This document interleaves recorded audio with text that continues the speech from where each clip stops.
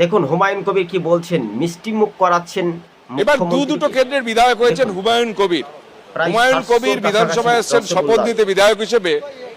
ছবিটা আগে দেখাতে বলবো আমাদের ক্যামেরা পার্সন শ্যামল জানাকে, যে হুমায়ুন কবিরের হাতে একাধিক মিষ্টির প্যাকেট।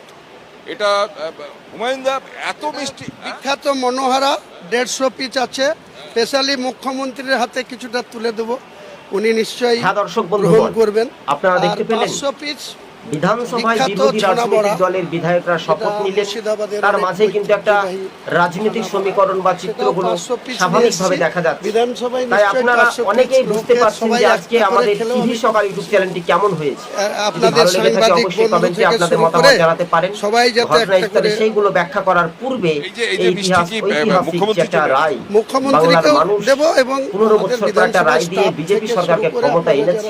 অন্যদিকে হুমায়ুন কবির কি কথা বলছেন, কখনো তিনি মেরুকরণের রাজনীতি ঘটান, কখনো তিনি বলেন রসগোল্লা দানা ছানা খোয়াচ্ছি, এই ঘটনাগুলো সেটা কিন্তু ব্যাখ্যা করা যাচ্ছে। তাই আপনারা আমাদের চ্যানেলটিকে ভালো লাগলে শেয়ার করে পাশে থাকবেন। ধন্যবাদ দর্শক বন্ধু।